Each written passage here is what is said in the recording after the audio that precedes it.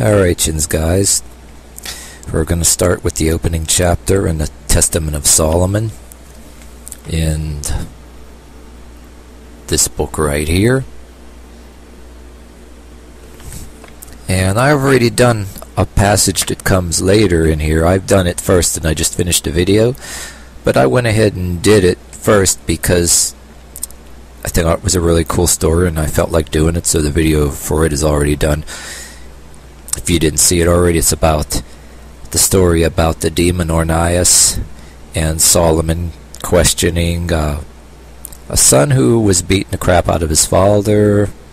The demon Ornias laughed, and Solomon said, "What the hell are you laughing at?" And he says, he laughed not at Solomon, but he laughed because he says he can predict he's able to predict death, and he said that son that's beating up his father is going to die anyway. So anyway, on with the beginning of this. This one is going to be about extortion. One of the foremen who were building the temple was being extorted from. This is the beginning where the demon Ornias is first met and confronted by Solomon. And keep in mind, this is not evangelizing. This is some fun little readings I decided to put together. And a little bit of fun here. Decided to do something different. So this is for everyone. It's not Bible thumping. Anyone who wants to listen and try it out. Something cool and interesting about hell, devils, and death, and whatever else. So, on with the beginning of the story. Now, there's a small opening. It says, "Blessed art thou, O Lord God, who didst give to Solomon this authority. To thee be glory and might forever. Amen." And anyway, okay, now it begins with chapter 1. "And behold, while the temple of the city of Jerusalem was being built, and the craftsmen were at work on it, the demon Ornias used to come at sunset and take half the pay of the young overseer, and half his rations, and then he used to suck the thumb of the right hand of his right hand every day.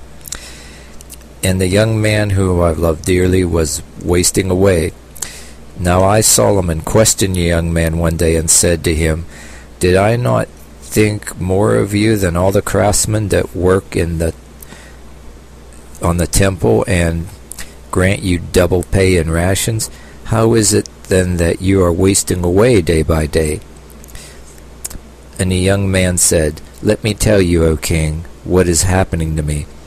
After we are dismissed from work on the temple of God at sunset, while I am resting, an evil demon comes and takes away half my pay and half my rations, and takes hold of my right hand and sucks my thumb. And behold, my soul is in torment, and my body is wasting away." So other words, Ornias is being like the lunchroom bully, saying, "Give me your lunch money, and give me half your lunch money, and give me half your food. Be thankful I don't take it all, and give me some of your blood too." You know, just like the classic lunchroom bully in a way, you know what I mean? Okay, on with the rest of this. And when I heard this, I, King Solomon, went to the temple of God and prayed with all my soul, praying day and night that the demon might be delivered in my hands, that I might be an authority over him. And it came to pass that I was praying to the God of heaven and earth, and that a little ring with a seal carved on the precious stone was given to me by Lord Sabaoth, one of the names of God, called Lord Sabaoth, by the archangel Michael. And he said to me, "Take, Solomon, son of David, a gift sent to you by the Lord Sabaoth, the Most High God, and you will be able to confine all the demons, both female and male, and through their agency build Jerusalem while you wear this seal of God." And with this great joy I began to praise and glorify the Lord of heaven and earth. And the next day I ordered a young man to come to me, and gave him the seal, and said to him, At whatever hour the demon comes upon you, throw this ring at the demon's chest, and say to him, Solomon summons you to him. And then come to me quickly, and do not be frightened or alarmed. And behold, at the usual hour, the Ornias, the cruel demon, like burning fire, to take the young man's wages, as it was his custom. But the lad, according to Solomon's orders, threw the ring at the demon's chest, saying to him, Solomon summons you to him. And he went off in haste to Solomon. The demon cried out aloud and said to the young man, Why did you do this? Take the ring and give it to Solomon, and I will give you all the silver and gold there is in the earth. Only do not take me away to Solomon. So, in other words, he probably must be scared to death of Solomon, according to this, and says, Hey, I'm going to give you a lot of silver. Starts out as a bully and says, I promise you a whole bunch of silver if you just don't send me to Solomon. So he must be pretty scared. I mean, this magic ring and all being thrown in his chest. If you were a demon, wouldn't you be scared too? Oh, anyway. And the young man said, As the Lord lives, the God of Israel, I cannot cope with you unless I take you away to Solomon. And the young man came and said to Solomon, King Solomon, I have brought you the demon as you told me to. And behold, he is standing in front of the gates outside, bound, and crying out loud voice that he will give me all the silver and gold there is in the earth to prevent me from bringing him to you. And I, Solomon, heard this. I got up from my throne and saw the demon shivering and trembling. And I said to him, Who are you? And what is your name? The demon said, I am called Ornias. And I said to him, Tell me, what sign of the zodiac do you lie under? And the demon answered and said, The water pourer. And I said, Suffocate those who lie under the water pourer, who because of their lust for women have called upon the sign of the Virgin. I also appear in sleep, changing into three forms. Sometimes I am like a man lusting for the, and at my touch they are in great pain. Sometimes I take wings to heavenly regions, and I take on the appearance of a lion. I am an offspring of an archangel, the power of God, but I am inhibited by the archangel Uriel. So, in other words, he's afraid of the archangel Uriel. He was thrown out of heaven, used to be an archangel. Now, I guess he's scared of Uriel. Uriel will beat his ass. When I, Solomon, heard the name of the archangel, I prayed and glorified the God of heaven and earth. And when I sealed this demon, I set him to work at stone cutting, to cut stones of the temple that were lying by the seashore, and had been brought through the Arabian Sea. And he was afraid to touch the cutting tools. And he said to me, I pray you, King Solomon, set me free, and I will bring you all the demons up to you. Since he refused to be subject to me, I prayed to the archangel Uriel to come to my aid, and immediately I saw the archangel Uriel coming down to me from heaven, and he ordered great fish to come up out of the sea, and he dried up their province and cast his portion upon the ground, and in that way this he subjected the great demon Ornias, so that he cut the stones and contributed to the construction of the temple which I, Solomon, was building. And again I glorified the God of heaven and earth, and I ordered Ornias to go round to his portion, and I gave him the seal and said, Be off, and bring me here the ruler of the demons. Ornias took the ring and went off to Beezebul and said to him, Solomon summons you to him. Beezebul said to him, Tell me, who is this Solomon you speak of? Ornias threw the ring at Beezebul's chest, saying, King Solomon summons you. And Beelzebul cried out as if a great burning flame of fire. And he got up and followed him as necessity had came to me. And when I saw the ruler of the demons, I glorified God and said, Blessed art thou, O Lord God Almighty, who did give to thy servant Solomon wisdom that sits beside thy throne, and didst make subject to me all the power of the demons. And I questioned him and said, Tell me, who are you? The demon said, I am Beelzebul, the leader of the demons. I commanded that he should stay close beside me and make arrangements for the demons to appear before me.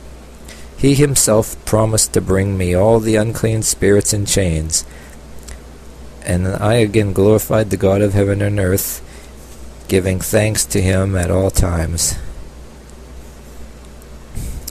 I inquired of the demon whether there was a female among the demons, and he said, and I asked her, and Beelzebul went off and fetched Ornias for me to see. She was very beautiful in form, and had the body of a fair-skinned woman, but the shanks of a mule. Other words, she was part woman and part ass. The body of a woman and the ass of an ass. Okay.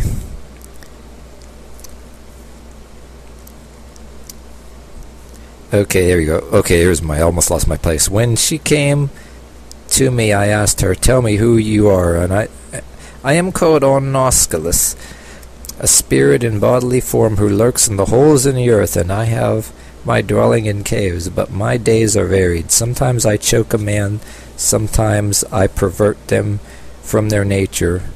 My most frequent dwellings are cliffs, caves, chasms. Often, too, I have intercourse with men, since they consider me a woman. Ew. Weird. Yeah, there must be some kinky people around, or else... Most frequent... Yeah, okay. There you go. Almost lost my place again. Yeah, most often, yeah, with the olive skin, because they share my scar. Star. There you go. Okay. Gets kinky with the olive skin because they share her star.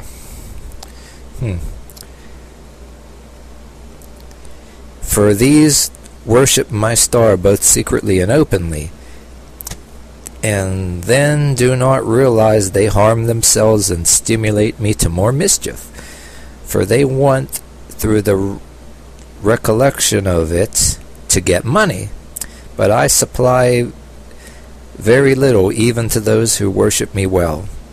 So, other words, the people that worship her star, or like astrologers, fortune tellers who sell their trade, and this demon is supposed to provide it, but she provides very little. People can really worship her and really kiss her butt really well and worship her and really suck up, and still she provides them with very little money and prosperity. But they do it anyway. That's what she says anyway, and that's what she says in here in the story. Okay, so let's get on with it here. I almost thought I lost my place again. Okay, I asked her when she was born, and she said, from an unseasonable source, the so-called echo in the sky, when it emits a leaden noise. I was born in a wood. She was born from a noise? In a wood? Yeah, and in the beginning, yeah, and right before here it says she gives people wood. The olive-skinned, which she shares her star and gets kinky with, gives them the wood. The wood. Born in a wood. Yeah, they said wood. Okay, wood. Okay, alright. I said to her, under what star do you pass? Is that morning wood? Alright, okay. says, "What star do you pass?" And she said, "Under the full moon, because it is under the moon that I travel for the most part." Under the moon, or does she moon people? Yeah. But I said, "What is the angel that inhibits you?" And she said, "The very same as in you, O king," thinking that she was in a piece of foolery. Why don't they just say she thought I was born yesterday and she's trying to fool me? But anyway, that's the way this book is reading it. I ordered a soldier to hit her, but she cried out and said, "I tell you, O king, by the wisdom of God that is given to you," and I blessed the name of the Holy One of Israel, and I ordered her to spin hemp for the clothes. And I ordered her to spin hemp for the ropes of the work of the temple of God. Thus sealed and bound she was inhibited, so that I made her stand spinning hemp night and day. Okay, so she became the hemp spinner. She must have spinned a lot of hemp because Solomon ordered her to do so, because I guess Solomon had the magic ring. Okay. I'm on 16 minutes, so I'm going to go ahead and with another chapter. I'm going to let this video go up to 20 minutes, because I can get away with 20 minutes. And I ordered another demon to be brought to me, and he brought me Asmodeus, the evil demon bound, and I asked him, "Who are you?" And he, with a threatening look, said, "Who are you?" I said to him, "Under punishment as you are, how dare you answer me like this?" And he fixed me with the same look and said, "How should I answer you? How should I answer you? You are a man's son, and I am an angel's, though born of a man's daughter, so that no word from a member of heavenly race to an earthborn is overbearing. My star lurks in heaven, and men call me wagon. Others call me snake-footed. For this reason, smaller stars too take their position along with my star, for my Father's dignity and throne is in heaven to this day. Do not ask me many questions, Solomon, for your kingdom also in due time will be torn to pieces. This glory of yours is transient. You have but a short time to torment us, and then we shall again have free range over mankind, that they may worship us as gods, for they do not know the names of the angels that are appointed over us. When I, Solomon, heard this, I bound him with greater precaution, and I ordered him to be flogged and to confess what he was called, and ordered him... I ordered him to be flogged and to confess what was his function. The demon said, I am called the renowned Asmodeus. I increase men's evildoing throughout the world. I plot against the newlywed. I mar the beauty of maidens. I estrange their hearts. I said to him, "Is this your only function?" He replied, "Through the stars I spread madness among women, and then it spreads itself in great waves. I have killed up to 7, and so I adjured him by the name of the Lord Sabaoth, fear God, Asmodeus, and tell me what angel you are inhibited by." The demon said, "Raphael, who stands in the presence of God. I also am driven away by the liver of a fish along with the gall smoked over saffron ashes." I questioned him again, saying, "Do not hide anything from me, because I am Solomon, son of David, and tell me the name of the fish you reverence." And he said, "The name is called sheatfish. It is found in the rivers of Assyria, for there only it is produced." So it only comes from the river in Assyria, nowhere else, because I too am found in those parts. I said to him, "Nothing else from you, Asmodeus?" And he said to me, "The power of God through the seal bound me with unbreakable bonds knows that what I told you is true. But I beg you, King Solomon, do not condemn me to water." And I, smiling, said, "As the Lord lives, the God of my fathers. You shall have iron to wear, and you shall make clay for the construction for the temple. And I ordered that there should be 10 water pots that be heaped upon him. And with a terrible groan, the demon began to carry out his orders. Asmodeus did this because he was foreknowledge also. And I, Solomon, glorified God, who has given me the authority to deliver on the fish and the gall upon with a piece of white storax I burned over Asmodeus because of his strength, and his voice was inhibited, and his tooth full of sharpness. So he says, shut the hell up and just saw the damn marble already, and be quiet. And I ordered Beezebul to stand before me again, and I sat him beside me, and I thought it fit to ask him, why are you the only ruler of the demons? And he said to me, because I am the only one of the heavenly angels left remaining. For I was a leading heavenly angel called Beezebul, and with me was a second impious one who God cut off.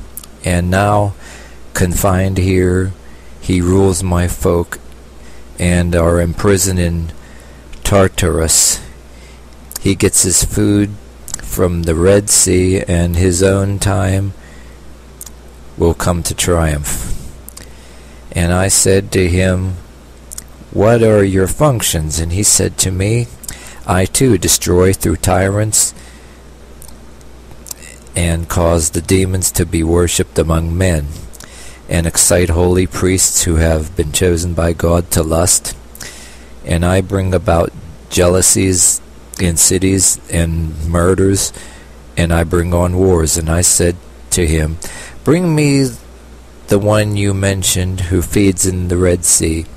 And he said, I will not bring up anyone to you myself, but one called Ephipus shall come, who will bind him and bring him up from the depth. And I said to him, tell me how he comes to be in the depth of the Red Sea, and what his name is. And he said, do not ask me, you cannot learn it from me, for he himself will come to you, because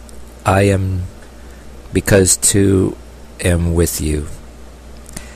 I said to him, tell me, what star are you associated with? He said, what is called the evening star among men. And I said, tell me the angel you are inhibited by. He said, by the all-powerful God. He is called among the Hebrews Pataik, that came down from on high, but he is the Emmanuel of the Greeks. And I am afraid of him and tremble before him. If anyone adjures me by Eloi, his great name of power, I disappear. When I, Solomon, heard this, I commanded him to saw Theban marbles.